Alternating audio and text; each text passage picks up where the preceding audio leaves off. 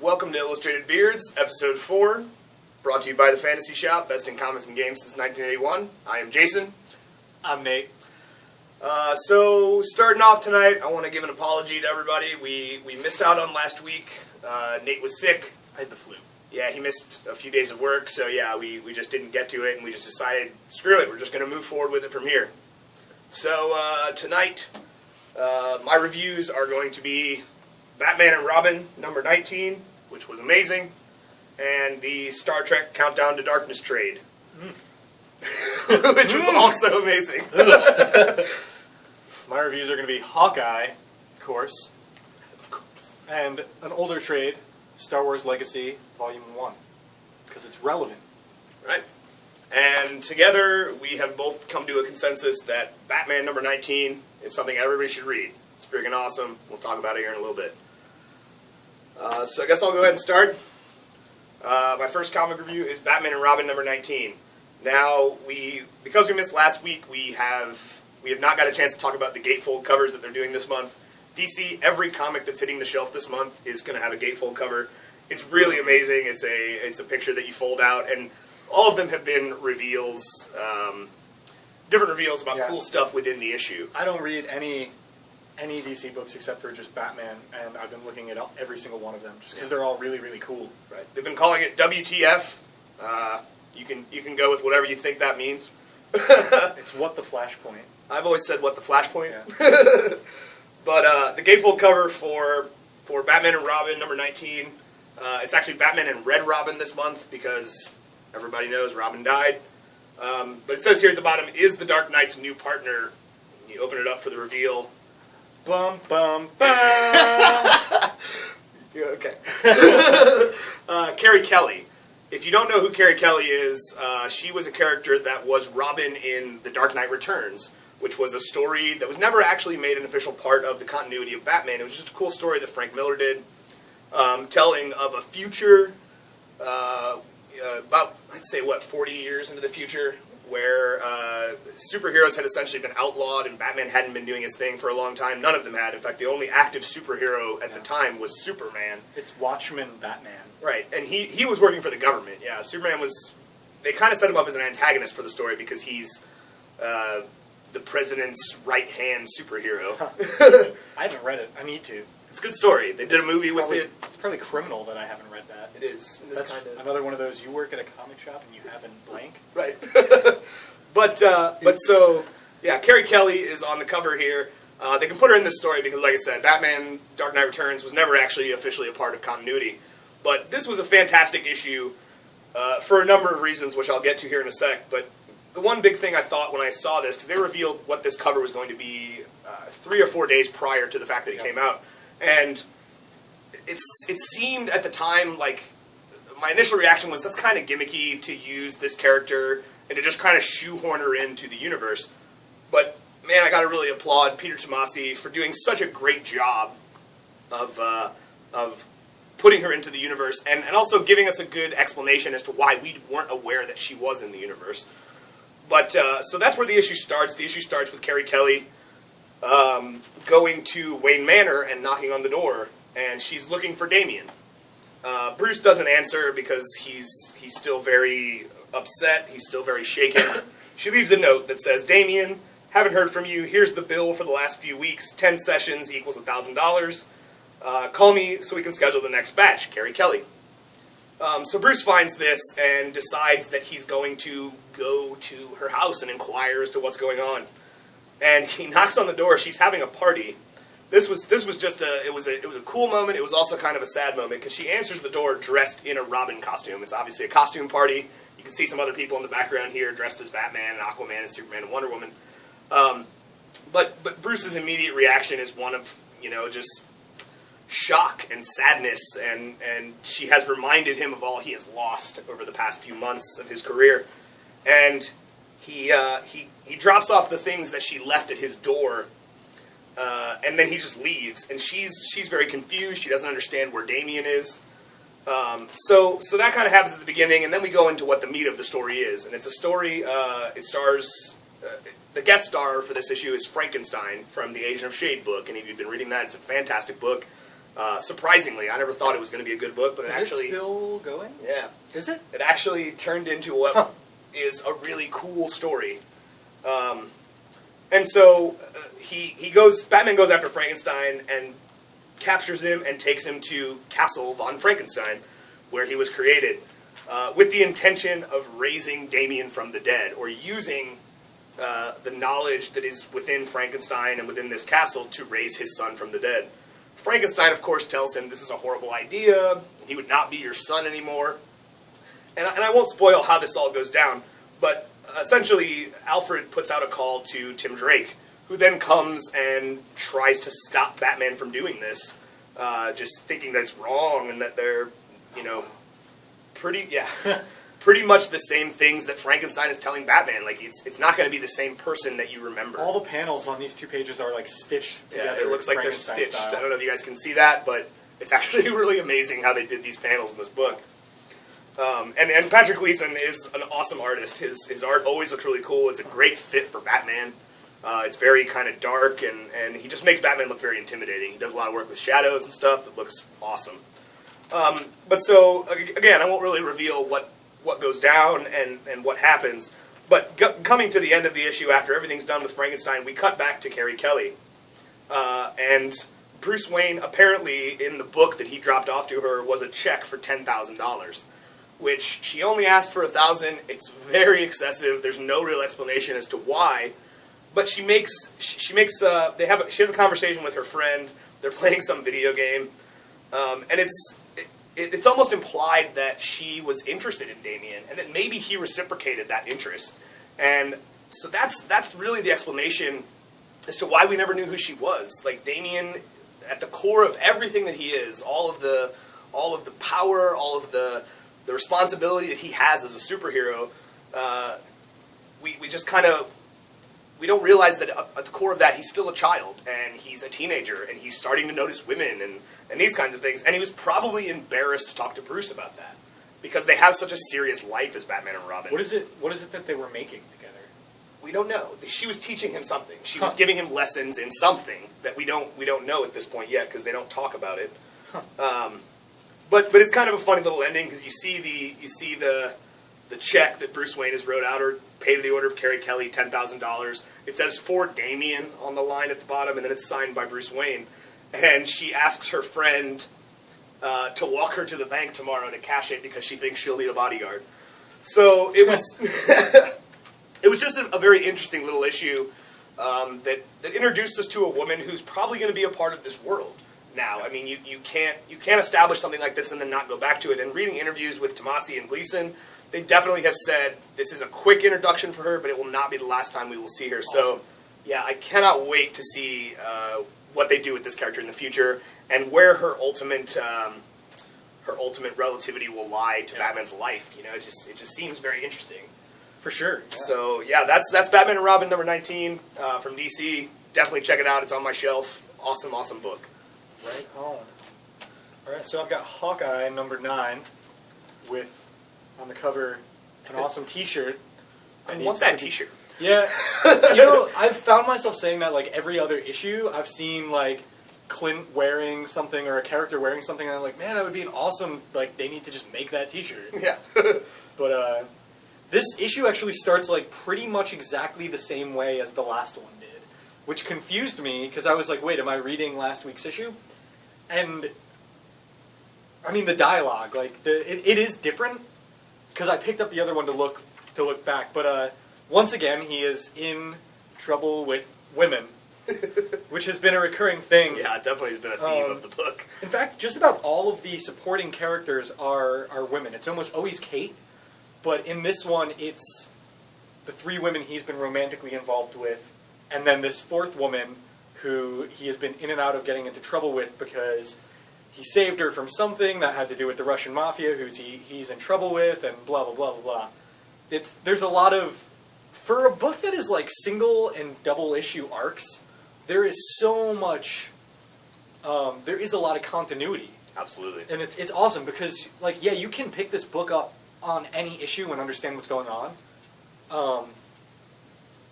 It's it's like the first couple seasons of X-Files in that regard. You can watch an episode of X-Files and know what's going on, but if you watch an entire season, there's all these little connecting webs. Sure. And that's what this series has been. And Fraction's been doing a really flawless job. It is a flawless job in my opinion of writing this. I haven't seen an issue that was mediocre yet. They've all been exceptional. He's an amazing writer on pretty much everything he does, but he's definitely shined on this book for sure. But yeah, in this issue, it starts out at Avengers Mansion, and this girl walks in and kisses Clint in front of Black Widow, his current girlfriend, who I need to know these characters better, and then his ex-wife, who is something with a bird. Mockingbird. Thank you. Yeah. And he goes off with this girl to get in more trouble again. And Black Widow uses her S.H.I.E.L.D. resources to figure out who this girl is and finds she's got a pretty serious rap sheet and is potentially a murderer. And she confronts Clint about this. And it's awesome because I talked about before when I reviewed the trade that this book has a very underlying thing of Clint Barton hates himself for being a hero, and he's incredibly self-loathing, and it's really entertaining. And finally in this issue somebody calls him out on it. And it's great because he just is like, "You're right." I don't know. I love this character because he's so flawed, but he's always doing exactly what needs to be done, and then things that don't need to be done too, and that's where the flaw lies. So I don't know. It's great, but Kate comes to the rescue in this issue and beats the hell out of some Russian mobsters, and the art is amazing as always. And I gotta be honest, that's the big point of contention with people. There have been a few times where I've tried to say, I know Hawkeye in the past hasn't been a really huge thing for a lot of people, but check this series out, it's nailing it. And they'll pick it up and they'll see the art, and it turns them off. They don't want to read it. But for me, the art was the reason I picked this book up. Right. Once you start to read the story, you definitely understand why the art style fits so well with it. And I mean, but just my taste, I picked up knowing nothing about Hawkeye at all, knowing nothing about what it was going to be about. I just saw the art, didn't even look at who was writing it. I mean, Fraction is reason enough to, in my opinion, to at least give a book a shot. But I just saw the art, I saw the covers, which have been amazing, and I was like, well, I got to read this. And that was, after I read that issue, I was like, okay, this is pull and hold material for me now. I'm getting this monthly. And it's one of the handful of books that kind of make my week when it's out. And David Aja definitely does things different. But, I mean, it's a book that tries not to tell a big, huge superhero story, so the art is a perfect fit for something. Also, if you've been reading this, and you're part of Team Hawkeye, and you know about grills, you need to read this issue. This is a serious grills issue. Trust me. All right, well, read it. Yeah. Read Hawkeye. I don't care if you haven't read the other Hawkeye issues. Pick up whichever issue of Hawkeye you have at hand and read it, and then you'll probably want to read all of them, and you probably won't be able to find number one, so get the trade. The first trade is out. We reviewed it before. Yeah, it's amazing. I think number one went through 5 printings. Yeah, I mean, I remember seeing it's a great printings book. coming. Yeah, it's a great book. All right, so my trade for the week is Star Trek Countdown to Darkness, which is a direct prequel to the Star Trek Into Darkness movie that comes out next month, which I personally, and I know a lot of people in here, are very excited about. If you watched the first Star Trek that J.J. Abrams did, you'll understand. I mean, he has transcended the genre of the Trekkie. I mean, he has definitely brought in people who never have watched Trek, who didn't really know anything about it. And he did it in such a good way. Yeah, there's a surprising lack of complaint. Yeah. I mean, I have heard complaints from diehard Star Trek fans, but there's a surprising lack of complaint. They just wrote it in such a way that it works, even though it's different. Yeah, exactly, and it tells a story of young Kirk and young Spock and all these characters that are very young. They have fine cast for these, and the sequel is probably one of the most highly anticipated sci-fi movies in a long time. Bones is perfect. Yeah, Carl Urban does a great job as Bones. Give it up to DeForest Kelley, but Carl Urban does a spot-on DeForest Kelley impersonation. It's pretty awesome. Yeah. It's a pretty great young DeForest Kelley. Yeah, exactly. Who, I mean, that's hard to fit in. DeForest Kelley is unmatched. Yeah, it's so many things, so many good things, unmatched. So many good movies. Being a part of Star Trek was a big highlight of his career. It's what everybody remembers him for. But I feel the same about Chris Pine, the guy who's playing Kirk. He just does an amazing job. I mean, in the first movie, when you first see him sit down in the captain's chair and kind of cross his legs and do that thing with his chin, I pictured William Shatner in my head watching that. I mean, he got the mannerisms perfectly, yeah. But anyway, we're getting off topic. Countdown to Darkness is the direct prequel to the sequel that's coming out. It was a fantastic read. It definitely is quite confusing, just based on what J.J. Abrams has already set up for this world.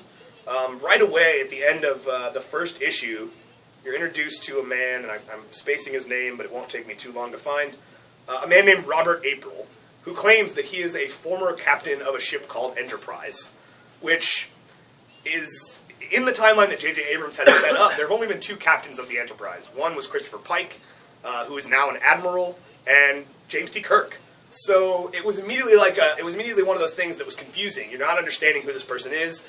It's very clear that he's trying to tell a different story.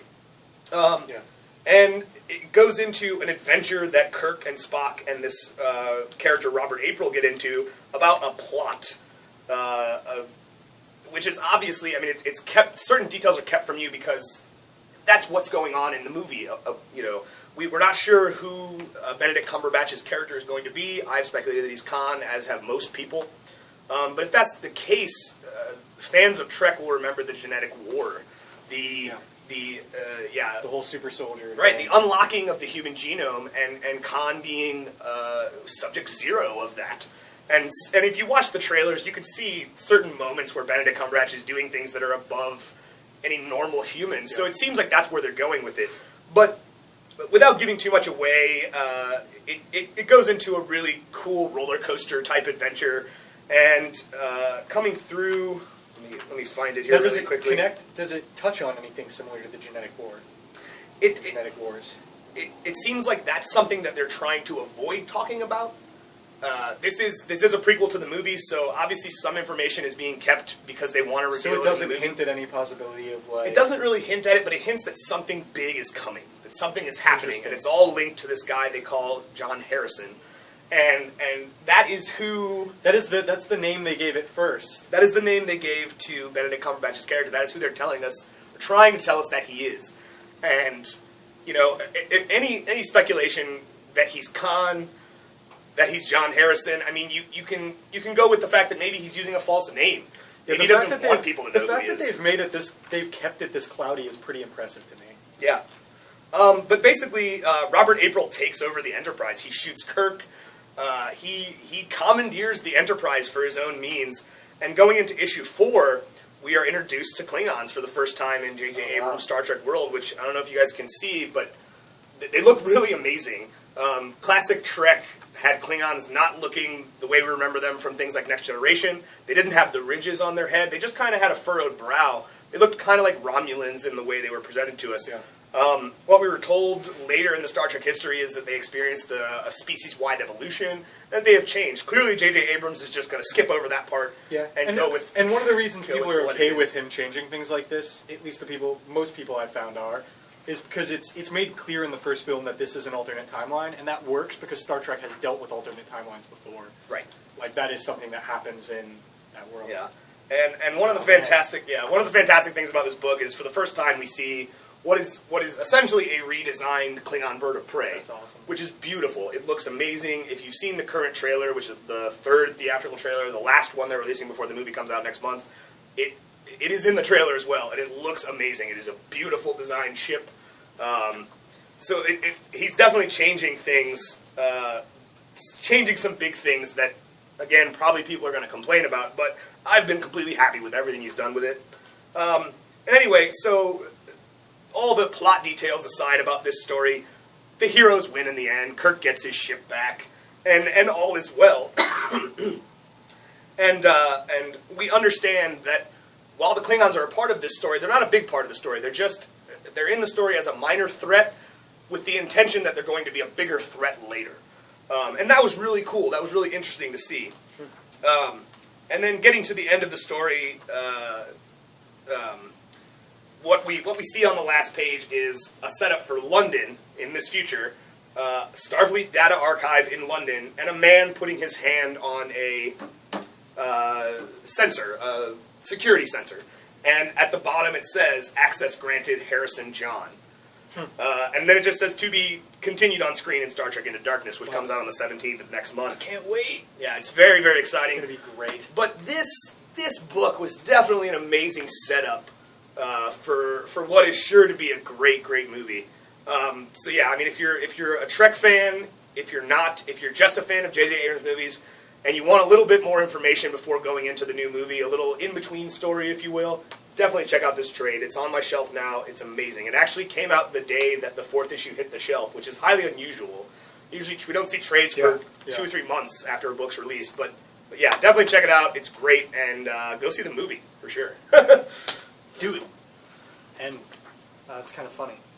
Really, oddly enough, I am reviewing Star Wars. Star Wars Legacy Vol.1. This is not a new book. It's old. Several years old. This is, in fact, one of the comics that got me into comics.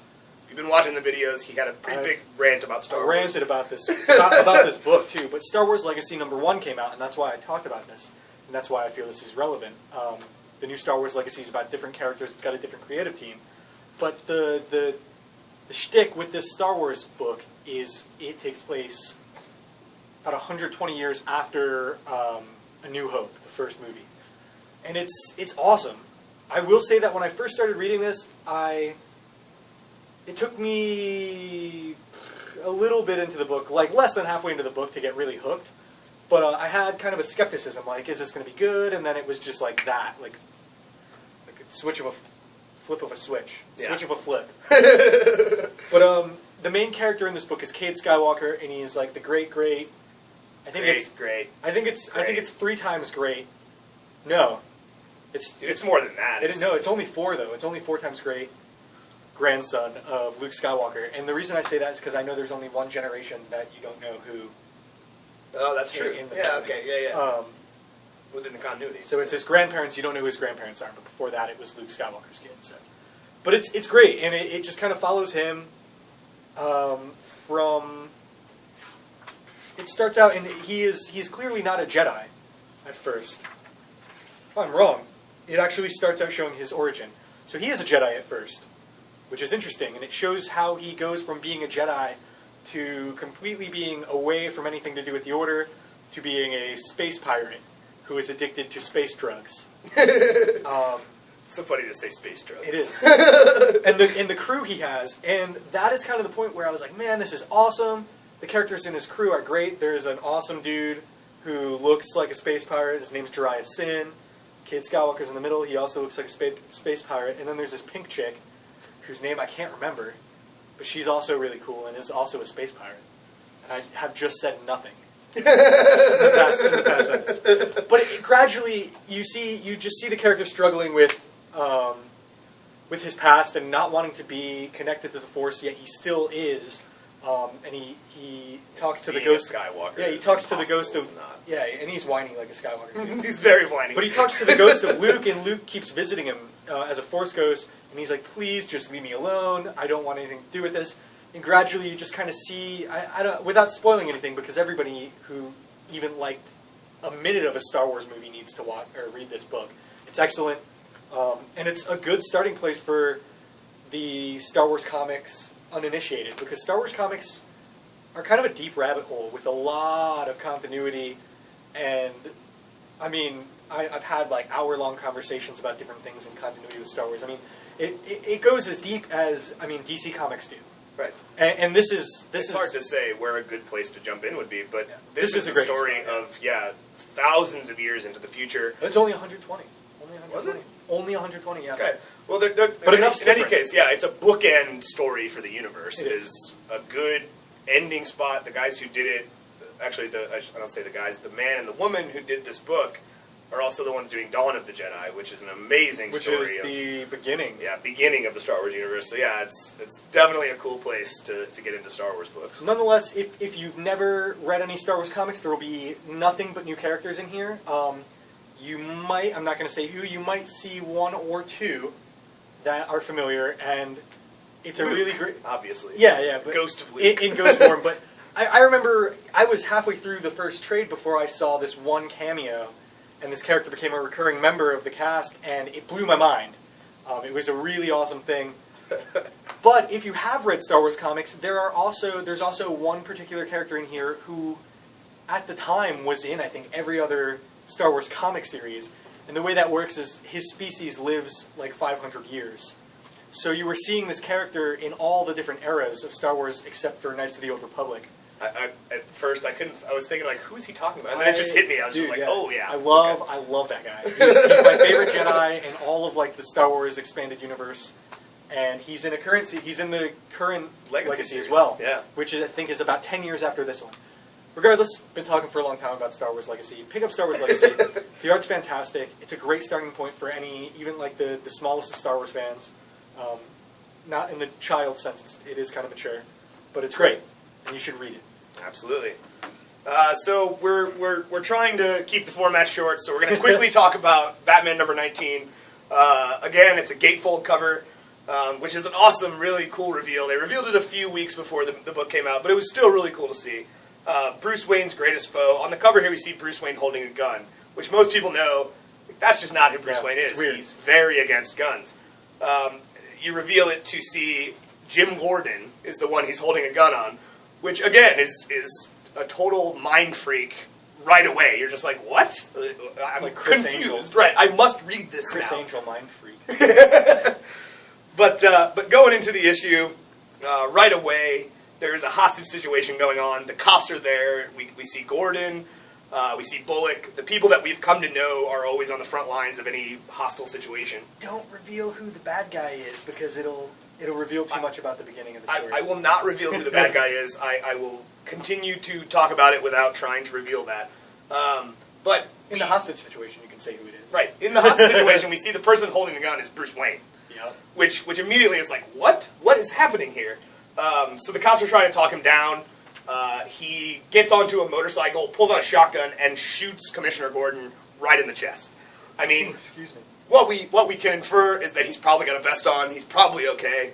But then he proceeds. It's fairly clear he's fine too. Right. He proceeds to run over him with the bike. And what you can see here is the Batman suit is showing through. I mean, like his shirt comes undone in the struggle. He's blatantly revealing to everybody what's going on and who he is. And then the book goes into 6 days ago to tell you the story of how we got to this moment. Yep. And it's just a fantastic roller coaster ride all the way through. And this is the beginning of a new arc too. Yes. So if you have been either waiting for that or waiting to catch up because of the trades, and you haven't been able to read Death in the Family yet, pick this up. Yeah. Because it's awesome. Yeah, and it really is not gonna. The cool thing about it is there's nothing that they're doing in these books that are spoiling anything from previous arcs. Maybe they'll mention it in passing, but it's not specifics. They're not talking about what the specifics are of what's happened, which is actually really cool. Gives you a chance to read something ahead of something you haven't read, which is actually really awesome. But you know, the story just goes into a day in the life of Bruce Wayne investigating some criminal activity and the death of. I can't think of what this guy's name was here. Brian Wade. The death of a guy called Brian Wade, who apparently killed himself, which is something that Batman's immediately like. Bruce Wayne and Batman both know this person. So it's one of those things, he immediately is like, this guy would never kill himself. So he needs to investigate, he needs to find out more information. But it roller coasters through just some fantastic stuff of him investigating. A lot of inner monologuing for Batman. It's a very solo Batman issue. Yeah, very much. And then, I am going to reveal this, because it is something that doesn't give away anything about the book, but we come to meet Brian Wade alive, and he attacks Batman. And so, there's so many things that are confusing. He tries to follow him, he's got the little eye lenses in, and he's trying to match the face, and he just can't find him, so he loses him.